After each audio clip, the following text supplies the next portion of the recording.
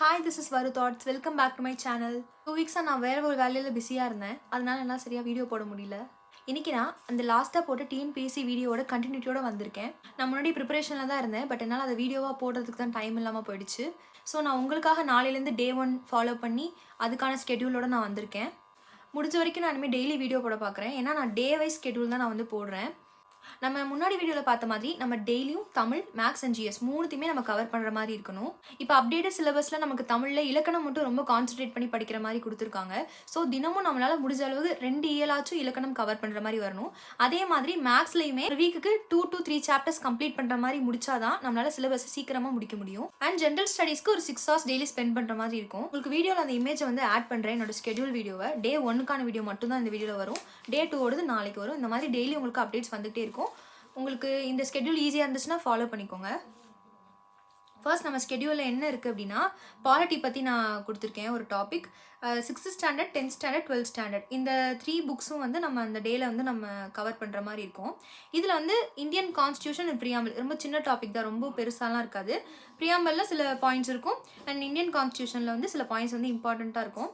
அது மூணுமே 6th, 10th, 12th இந்த மூணுத்துலேயுமே கவர் ஆகுது. 6th டேர்ம் 2ல் கான்ஸ்டியூஷன் ஆஃப் இந்தியாவில் கவர் ஆகுது, அண்ட் 10th இந்தியன் கான்ஸ்டியூஷனில் கவர் ஆகுது, அண்ட் 12th கான்ஸ்டியூஷன் ஆஃப் இந்தியாவில் கவர் ஆகுது. இந்த ஸ்கெடியூலோட தமிழ் வெர்ஷனையும் நான் கீழே டிஸ்கிரிப்ஷனில் கொடுக்குறேன், நீங்கள் வேணும்னா நோட் பண்ணி வச்சுக்கோங்க. அண்ட் மெயினாக பார்க்கணுன்னா லக்ஷ்மிகாந்த் தான் வந்து பாலிட்டிக் வந்து நம்ம யூஸ் பண்ணுவோம்.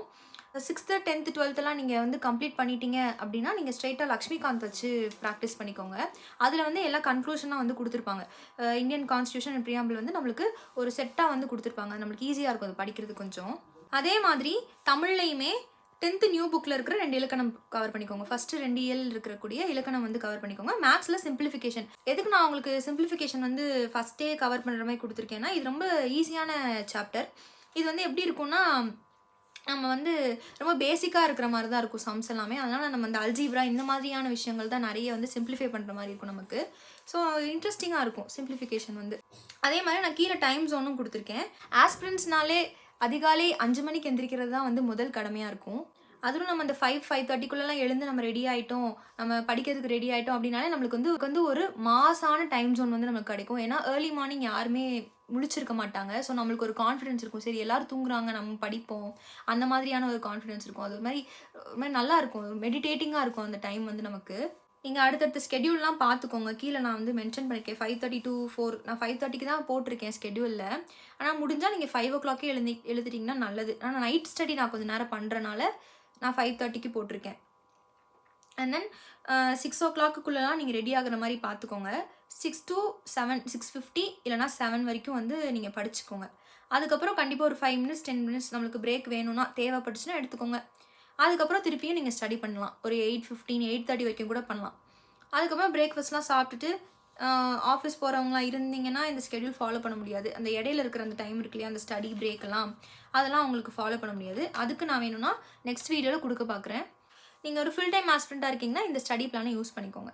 பிரேக் எடுத்து படித்தா மட்டும்தான் நம்மளால் முடியும். இதிலே இந்த நான் போட்டிருக்க பிளான் இந்த டைம் ஜோன்லேயே வந்து கொஞ்சம் லாங்கராக இருக்கிறது என்னன்னா 5:30 to 9 இதுதான் நம்மளுக்கு ஒரு ரொம்ப நேரம் கிடைக்கிற மாதிரி இருக்கும்.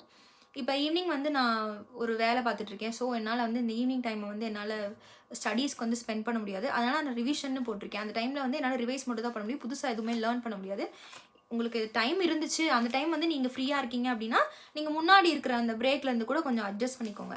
அந்த டைமில் வந்து நீங்கள் நைட்டு மட்டும் நீங்கள் ரிவைஸ் பண்ணுற மாதிரி, புதுசாக ஏதாவது படிக்கிற மாதிரி உங்கள் மைண்டு ஃப்ரெஷ்ஷாக இருக்குது அப்படின்னா இந்த 5:30 to 9 வந்து நீங்கள் யூஸ் பண்ணிக்கலாம். ஏர்லி மார்னிங் நம்ம படிக்கிறது எவ்வளோ ஃப்ரெஷ்ஷாக இருக்குமோ அதே மாதிரி தான் ஈவினிங் படிக்கிறதும் ஃப்ரெஷ்ஷாக இருக்கும். ஏன்னா கொஞ்சம் ரெஸ்ட் எடுத்துருப்போம், மைண்டெலாம் ரொம்ப ஃப்ரெஷ்ஷாக இருக்கும். ஆனால் இதில் ரொம்ப முக்கியமான விஷயம் என்னென்னா, நம்ம டே ஃபுல்லாக படித்தாலுமே நைட்டு வந்து அதை கண்டிப்பாக ஒரு ரிவைஸ் பண்ணிடணும். கண்டிப்பாக வந்து நம்ம என்ன படித்தோம் அப்படிங்கிறது ஒரு கிளான்ஸ் பார்த்துட்டு தான் நம்ம தூங்கணும்.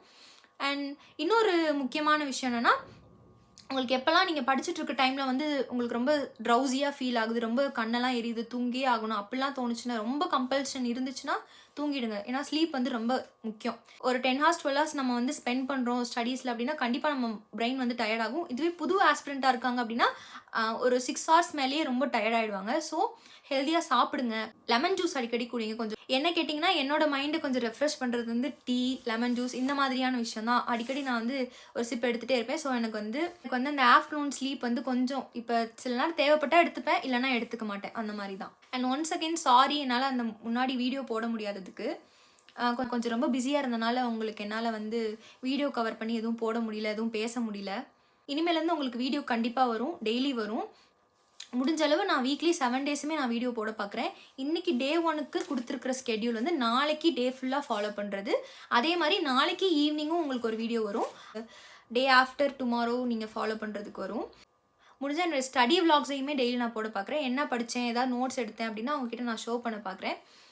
இது வரைக்கும் வந்து நான் படிச்சிருக்கிறது என்ன அப்படின்னா, முன்னாடியே நான் படித்து வச்சுருந்தேன், இருந்தாலும் நான் அதை உங்ககிட்ட காட்டணும்னு நினைக்கிறேன். வரைக்கும் நான் பாலிட்டியில் என்ன படிச்சுட்டு இருந்தேன், முன்னாடி படிச்சுட்டு இருந்தேன், டைம் இல்லைன்னு சொன்னேன் இல்லையா, என்ன கவர் பண்ணியிருந்தேன் அப்படின்னா என்னால் போட முடியல. ஸோ இதுதான் கவர் பண்ணியிருந்தேன். இந்த மாதிரி மேக்கிங் ஆஃப் கான்ஸ்டியூஷன் உங்களுக்கு தெரியுதுன்னு நினைக்கிறேன். இந்த மாதிரி making of constitution and preamble இந்த மாதிரி ஒரு 8-9 டாபிக்ஸ் வந்து நான் வந்து கவர் பண்ணி வச்சுருந்தேன். நான் உங்களுக்கு முடிஞ்சால் இதோட பிடிஎஃப்பும் கொடுக்க பார்க்குறேன்.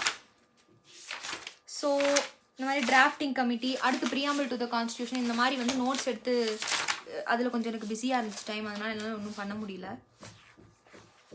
இதெல்லாம் ஆல்ரெடி ப்ரிப்பேர் பண்ணதா, சும்மா ரிவைஸ் பண்ணிட்டும் இருந்தேன். இடையில கொஞ்சம் பார்த்து கரண்ட் அஃபேர்ஸ் இந்த மாதிரி விஷயங்களும் கொஞ்சம் பார்த்துட்டு இருந்தேன். ஒரு மாதிரி கன்ஃபியூஷனாகவே இருந்துச்சு. சரி எப்படி கேட்பாங்க அந்த மாதிரி இருந்துச்சு. ஆனால் இப்போ ஒரு கிளியரன்ஸ் வந்துருச்சு. எல்லாமே நம்ம ப்ரீவியஸ் இயர் கொஷின்ஸ் வந்து ஃபாலோ பண்ணோம் அப்படின்னா மேபி நம்மளுக்கு கொஞ்சம் ஒரு கிளாரிட்டி கிடைக்கும்னு நினைக்கிறேன். எவ்வளோ வருஷம் படிக்கிறோம் அப்படிங்கிறது முக்கியம் இல்லை, எவ்வளோ மாதம் படித்தாலும் வருஷம் படித்தாலும் எவ்வளோ கவனமாக படிக்கிறோங்கிறது தான் முக்கியம். சின்சியாரிட்டியை மட்டும் கொஞ்சம் வளர்த்துக்கணும். நானுமே நிறைய இடத்துல டிசிப்ளினாலாம் இருக்க மாட்டேன். டிசிப்ளின் நான் எதை சொல்ல வரேன்னா டைம் மேனேஜ்மெண்ட்டை தான் சொல்கிறேன். இப்போ ஒரு நாளைக்கு இப்போ ஒரு எக்ஸாம்பிளுக்கு ஒரு சின்ன ஒர்க் அவுட் பண்ணுறோம் அப்படின்னு நினச்சோம்னாலே வந்து ஒரு 2 நாள் ஃபாலோ பண்ணேன், 3ஆவது நாள்லாம் அதை தூக்கி போட்டு போயிட்டு என்ன பண்ண வேணாம் இருக்கட்டும் இப்படியே இருக்கலாம் அப்படின்ற மாதிரி தோண ஆரம்பிச்சிடும். ஸோ அதுதான் டிசிப்ளின் என்னை பொறுத்த வரைக்கும். டைமை வந்து ஒரு விஷயத்தை ரிப்பீட்டடாக பண்ணணும், அது மட்டும் தான் டிசிப்ளின். அது வந்து நம்மளுக்கு ரொம்ப தேவை. நம்ம ஒரு கவர்மெண்ட் எக்ஸாம் எழுத போகிறோம், ஒரு ஆஸ்பிரண்ட்டாக இருக்கோம், நம்ம வந்து கண்டிப்பாக வந்து ப்ளேஸ் ஆகணும் அப்படின்னு நினைக்கிறோம் அப்படின்னா இந்த டிசிப்ளின் வந்து நம்மளுக்கு ரொம்ப முக்கியம். ஒரு விஷயத்த கண்டிப்பாக ரிப்பீட்டடாக பண்ணால் மட்டும்தான் அதோடைய சக்ஸஸ் வந்து நம்மளால் பார்க்க முடியும். சரி, சக்ஸஸ்ஃபுல்லி நம்ம நாளைக்கு டே 1 முடிக்க பார்க்கலாம். முடிஞ்ச அளவு முடிக்க பார்க்கலாம். ஆனால் இதில் சொல்கிற அளவுக்குலாம் அவ்வளோ பெருசாலாம் ஒன்றும் கிடையாது நம்மளுக்கு இந்த டாபிக்ஸ் பொறுத்து. இல்லைனா கான்ஸ்டியூஷன் அப்புறம் ப்ரியாம்பிள் இருக்கும். அப்புறம் தமிழில் வந்து 2 இலக்கணம் படிக்க போகிறோம். சும்மா 2 லெசனோடய இலக்கணம் படிக்க போகிறோம். சிம்பிளிஃபிகேஷன் பார்க்க போகிறோம். ரொம்ப சிம்பிளாக இந்த 5 மட்டும் பார்க்க போகிறோம், அவ்வளோதான். லெசன்ஸ்ன்னு பார்த்தோன்னா 3 லெசன்ஸ் வரும். தமிழில் 2னா 5 லெசன் வரும்.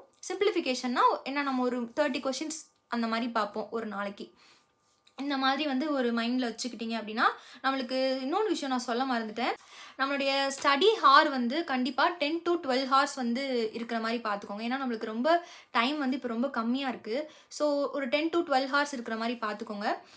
நிறைய கேட்டிருந்தாங்க, ஃப்ரெண்ட்ஸ் எல்லாம் கேட்டிருந்தாங்க, ப்ரிலிம்ஸ் அண்ட் மெயின்ஸ் வந்து கம்பைன் பண்ணி ஏதாவது ஸ்டடி பிளான் வச்சுருக்கீங்களா, ஏதாவது ஒரு ஐடியா இருக்கா அப்படின்னு கேட்டிருந்தாங்க. அதுதான் திங்க் பண்ணிகிட்ருக்கேன். அப்கமிங் வீடியோஸில் நான் அது ஏதாவது பிளான் பண்ணேன்னா நான் உங்களுக்கு சொல்கிறேன். கண்டிப்பாக ப்ரிலிம்ஸ் அண்ட் மெயின்ஸ் கம்பைன் பண்ணி எப்படி நம்ம இது பண்ணலாம் அப்படின்றத பார்க்கலாம்.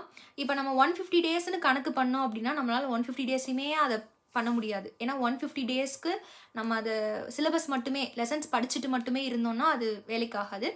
அதை வந்து பாதியாக குறைக்கலாம். ஒரு 85 டேஸ்லேருந்து ஒரு 90 டேஸாக கூட வச்சுக்கலாம். அப்படின்றப்போ நம்மளால் அந்த சிலபஸ் வந்து அந்த 90 டேஸ்க்குள்ளேயே சிலபஸும் முடிச்சிட்டோம் அப்படின்னா நம்ம அடுத்து டெஸ்ட்ஸ்லாம் போட ஆரம்பிச்சிடலாம். ஓகே, தேங்க்யூ ஃபார் வாட்சிங். All the best of luck எல்லாருக்கும். பாய்.